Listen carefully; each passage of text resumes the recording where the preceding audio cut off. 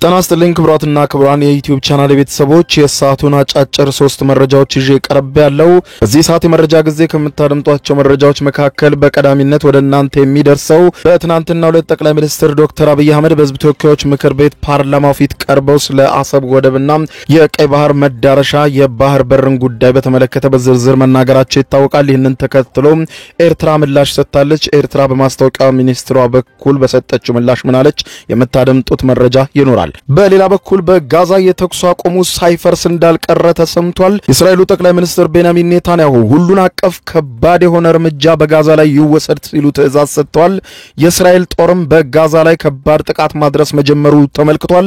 ጉዳዩን በተመለከተ ሐማስ ባወጣው መግለጫ አደራዳሪዋ አሜሪካን ጨምሮ ለድርድሩ ድጋፍ ሲያደርጉ የነበሩ ሀገራት በሙሉ በአስቸኳይ እስራኤልን ያስቆሙልን ሲል አስቸኳይ መግለጫ ሰጥቷል። በዝርዝር የምታደምጡት ዜና ይኖራል። በሌላ በኩል ክቡራን አድማጮች የዩክሬኑ ፕሬዝዳንት ቮሎዲሚር ዜሌንስኪ ሩሲያ ፈርታናለች ሲሉ መናገራቸው ብዙዎችን አስገርሟል። ጋዜጠኛና የፖለቲካ ተንታኝ ሆነው ታከር ካርልሰንም አውሮፓ ዩክሬንን በመደገፍ ራሷን እያጠፋች ነው ሲሉ ገልጸዋል።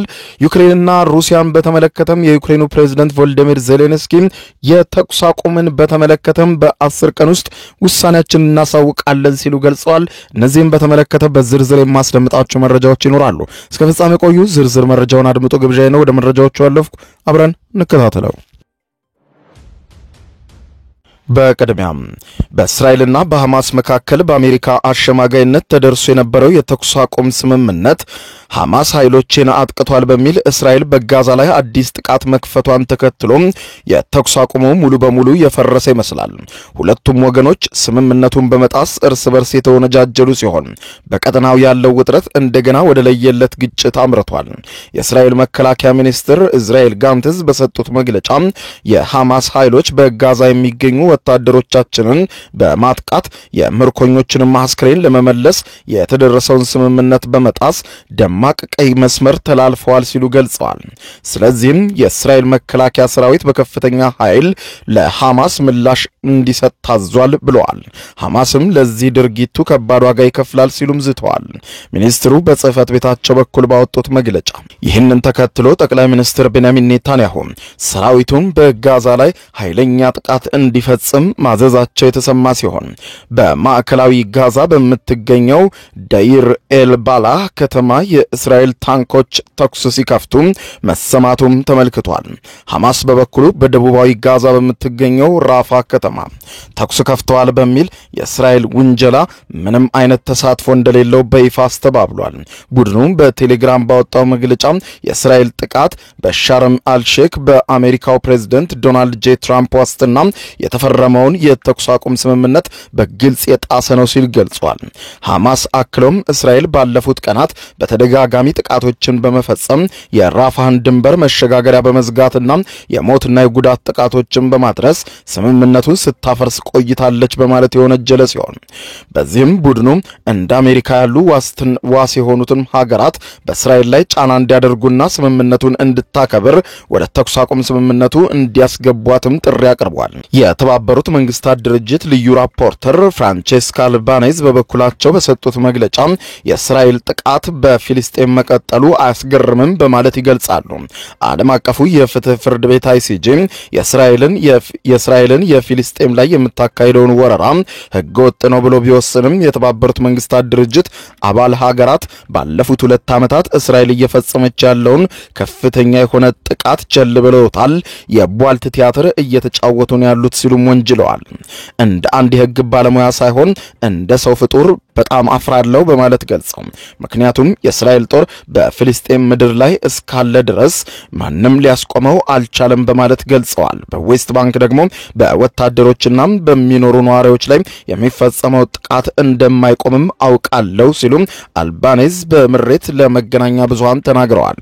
የተኩስ አቁም ስምምነቱ ከተጀመረበት ከጥቅምት 10 ወዲህ ብቻ ቢያንስ 94 14 ፍልስጤማውያን በእስራኤል ጥቃት ተገድለዋል በማለት ሪፖርቶች እንደሚያመለክቱ ዘገባዎች ገልጸዋል።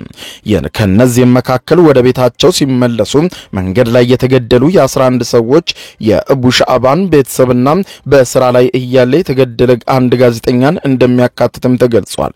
እስራኤል አብዛኞቹ ግድያዎችን የምትፈጽመው ተጎጂዎቹ በሷ ቁጥጥር ስር ያለውን ቢጫ መስመር ተብሎ የሚጠራውን ወሰን አልፈዋል በሚል ምክንያት መሆኑ የተዘገበ ሲሆን ይሁንና ይህ መስመር የት እንደሚጀምርና የት እንደሚያልቅ ለፊልስጤማውያን ግልጽ ባልሆነበት በዚህ ቦታ ልዩ ምልክት ባለመደረጉ ንጹሃን ዜጎች በስህተት ተገድለው እንዲወድቁ ምክንያት ሆኗልም ተብሏል። የተኩስ አቁም ስምምነቱ ፈረሰ ወይ የሚለውን ጉዳይ ለመመለስ አስቸጋሪ ቢሆንም ነገር ግን የእስራኤሉ ጠቅላይ ሚኒስትር ቤንያሚን ኔታንያሁ ሁሉን አቀፍ ከባድ ጥቃት በፊልስጤም ላይ በጋዛ ውስጥ እንዲካሄድ ትዕዛዝ መስጠታቸው የተኩስ አቁሙን ፈርሷል የሚሉ ወገኖች እንዲበራከቱ አድርጓል። ሐማስም በበኩሉ አሜሪካን ጨምሮ የተኩስ አቁሙን ከበው ሲያደራድሩ የቆዩ አካላት በሙሉ እስራኤልን ያስቆሙ ሲል አስቸኳይ ጥሪ አቀርቧል። በጋዛ አሁን የከባድ መሳሪያ ድምጾች እየተሰሙ ሲሆን ላለፉት 2 ዓመታት ሲሰማ የነበረው ሰቆቃም በእጅጉ መባባሱና መቀጠሉ ተመልክቷል። በሌላ ዜና የኢትዮጵያው ጠቅላይ ሚኒስትር ዶክተር አብይ አህመድ በኢትዮጵያ የሕዝብ ተወካዮች ምክር ቤት በትናንትናው ዕለት ተገኝተው ኤርትራን በተመለከተ የአሰብ ወደብንም በተመለከተ ጠንከር ያለ መግለጫ መስጠታቸው ይታወቃል። ጠቅላይ ሚኒስትሩ ለኤርትራ መንግስትም በግልጽ ቀጥተኛ መልእክት ማስተላለፋቸው አይዘነጋም። ይህንን ተከትሎ የኤርትራው ማስታወቂያ ሚኒስትር በኢትዮጵያ በኩል ለተሰነዘረው ጉዳይ ምላሽ መስጠታቸው እየተዘገበ ይገኛል። በኢትዮጵያና ኤርትራ መካከል የመጣው ውጥረት በተለይም ደግሞ በኢትዮጵያ መንግስት በጠቅላይ ሚኒስትሩና በከፍተኛ አመራሮች እንዲሁም በተለያዩ ምሁራን ዘንድ የወደብ ጉዳይ የሞት ሽረት ጉዳይ እንደሆነ መገለጹ አይዘነጋም።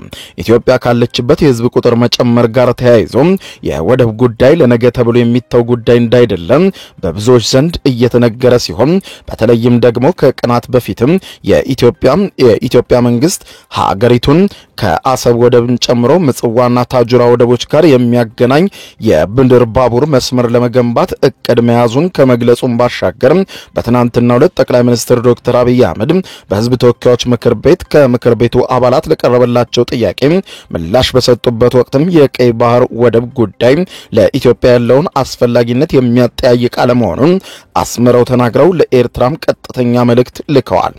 የኤርትራው ማስታወቂያ ሚኒስትር የሆኑት አቶ የማነ ገብረ መስቀል በማህበራዊ ትስስር ገጻቸው ትናንትና ምሽቱን በሰጡት ምላሽ እዚህ ቀደም ኤርትራ ስትለው የነበረውን ነገር አሁንም ደግመውታል። ይሄውም የኢትዮጵያ መንግስት አሁንም ለጦርነት እየገፋን ነው በማለት የገለጸው የኤርትራ ማስታወቂያ ሚኒስትር መግለጫ በዚህም በአንድ በኩል ኢትዮጵያ የጣና ፎረምን በማስተናገድ በቀጠናዊ ሰላምና መረጋጋት ላይ ለመምከር ትሰባሰባለች በማለት ገልጸው ነገር ግን ሀገሪቱ ጦር አዛዥና ሌሎችም ከፍተኛ ወታደራዊ አመራሮች ግን የማያቋርጥ የግጭት አጀንዳ እየቀሰቀሱ ነው ስትል ኤርትራ ከሳለች። ኤርትራም በተደጋጋሚ ይህንን ጉዳይ የምታነሳው ሲሆን የወደብ ጉዳይና የወደብ ጥያቄን ለመሸሽ ብዙ ጊዜ ኢትዮጵያን በጦር ጠማቂነት ስትከስ ትደመጣለች። የኤርትራው ማስታወቂያ ሚኒስትር እንደ ሁልጊዜው አሁንም መግለጫቸውን የደገሙት ሲሆን ኢትዮጵያ የጦርነት አጀንዳን በእኛ ላይ እያራመደች ነው በማለት ገልጸው በተለይም ደግሞ ኢትዮጵያ ከምጽዋ አሰብና ታጁራ እንዲሁም የቀይ ባህር ሌሎች ወደቦች ጋር የሚያገናኝ የባቡር መስመር ለመስራት አቅዳለች። ይሄውም 1.5 ቢሊዮን የአሜሪካን ዶላር ወጪ የሚደረግበት ግዙፍ የባቡር ፕሮጀክት ለመጀመር ማቀዷን ወደቡን ሳትይዝ እንዴት ይህንን ልታደርግ አቀደች በማለት ገልጸው ይሄም መረጋጋትና ቀጠናውን የሚያምስ ነው ብለውታል። እንዲህ አይነቱ አካሄድ በቀጠናው ላይ መረጋጋትና ሰላምን ለመፍጠር ከሚያስችሉ ዓላማዎች ሁሉ የራቀ ነው፣ ከትብብር ፖሊሲዎች ሁሉ የራቀ ነው ያሉት የማስታወቂያ ሚኒስትሩ አቶ የማነ ገብረ መስቀል ቀጠናዊ ሰላምና ትብብርን በርግጥ በዓለም አቀፍ ሕግና ደንቦች እንዲሁም የእርስ በርስ ሉዓላዊነትና የግዛት አንድነትን ሙሉ በሙሉ በማክበር ላይ የተመሰረተ ነው በማለት ገልጸው በዚሁ በተለሳለሰው መግለጫቸው ላይ በተለይም ደግሞ ኢትዮጵያ የተዛቡ አመለካከቶቿን ታስተካክል ሲሉ ገልጸዋል። በትናንትናው የህዝብ ተወካዮች ምክር ቤት ስብሰባ ላይ ጠቅላይ ሚኒስትር ዶክተር አብይ አህመድ ከኤርትራ የኤርትራው ፕሬዝዳንት ኢሳያስ አፈወርቂ ጋር ግንኙነት ከጀመሩበትና በኢትዮጵያና በኤርትራ መካከል እርቅ ከታወጀበት ዕለት አንስቶ በተደጋጋሚ የወደቡን ጉዳይ ሲጠይቁ እንደነበረ አስታውሰው በኤርትራ በኩል መልካም የሆነ ምላሽ ማግኘት እንዳልተቻለ በተደጋጋሚ አብራርተዋል። በተለይም ደግሞ ከአሰብ ወደብ ጋር በተገናኘ አሰብ ወደብን ለማልማት ጥያቄ የቀረበ መንገዶችም ወደቡ ድረስ የታደሱ ቢሆንም ነገር ግን በኤርትራ መንግስት በኩል ፈቃደኝነት አለመገኘቱ ብዙ ርቀት የተከደባቸውን ስምምነቶችም የኤርትራ መንግስት በቸልተኝነት ማፍረሱ ጭምር በተደጋጋሚ መዘገቡ አይዘነጋም። በሌላ ዜና አውሮፓ ዩክሬንን በመደገፍ ራሷን እያጠፋች ነው ሲል ታዋቂው ጋዜጠኛና ተንታኝ ታከር ካርልሰን የገለጸ ሲሆን የዩክሬኑ ፕሬዝዳንት ቮሎዲሚር ዜሌንስኪ ሩሲያ እኛን ዩክሬኖችን ስለፈራችን ወደ አሜሪካ ተደራዳሪ ላከች ሲሉ በተደጋጋሚ ሲማጸኑት የቆየውን የተኩስ አቁም ስምምነት ሊደረስ መሆኑን ተከትሎ ተኩስ አቁሙ መሸሻቸው ተሰማ።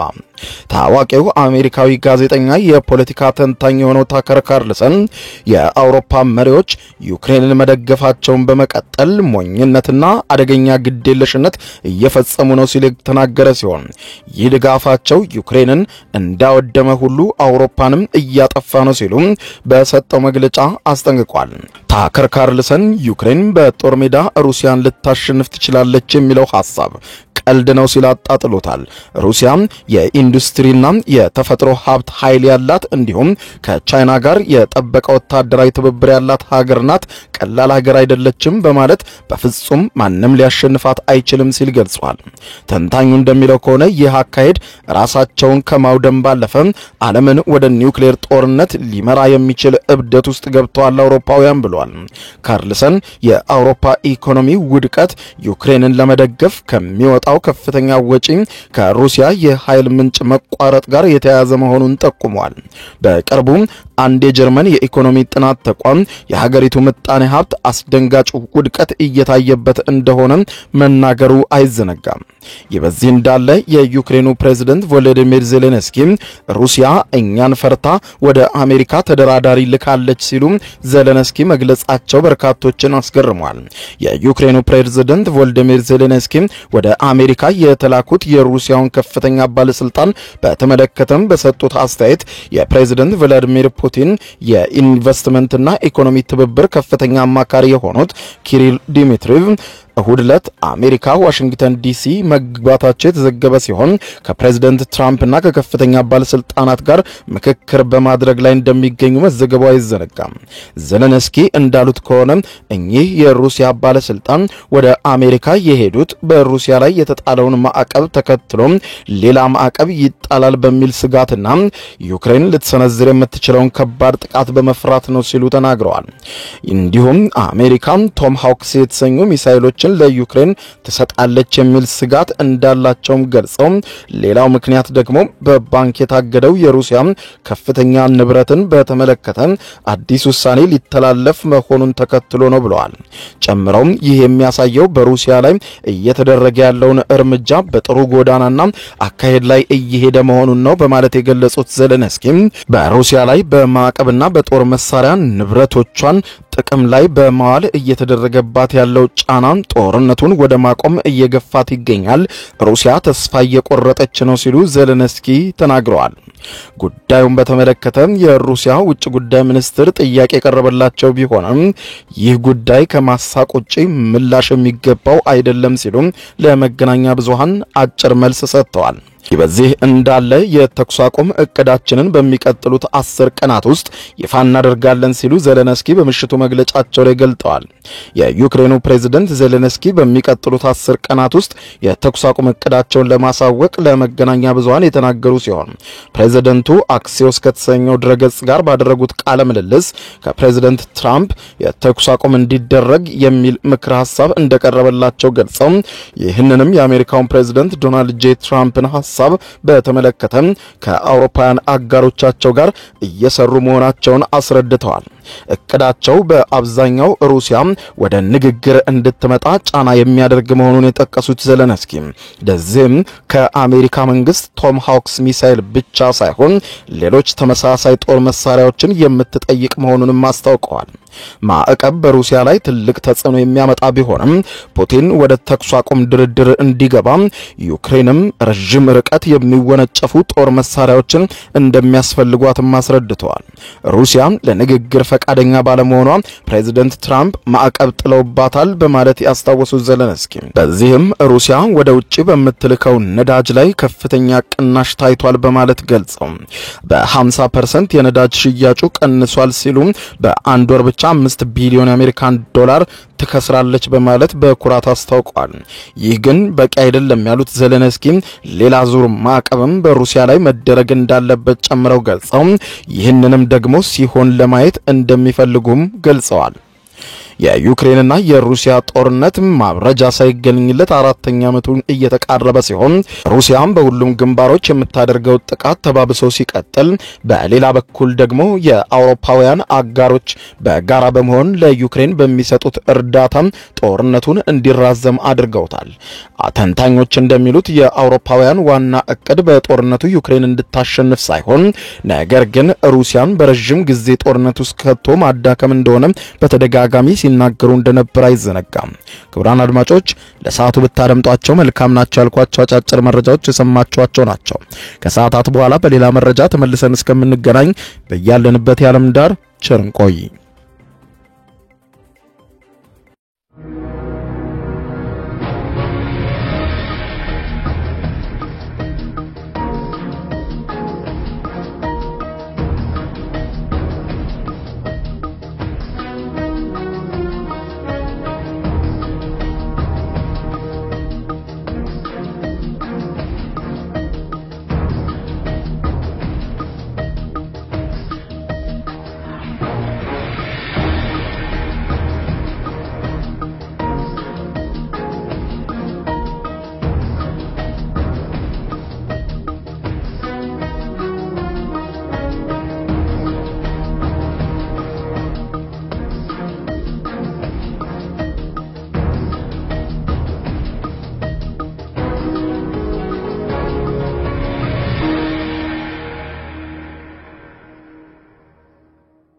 የዩቲዩብ የስኬት ሚስጥሮችን በዝርዝር የያዘው የአቤል ብርሃኑ የወይኗ ልጅ መጽሐፍ ሁለተኛ እትም በገበያ ላይ። ዩቲዩብ ለመጀመር በአጭር ጊዜ ስኬትን ለመቀዳጀት አስበዋል?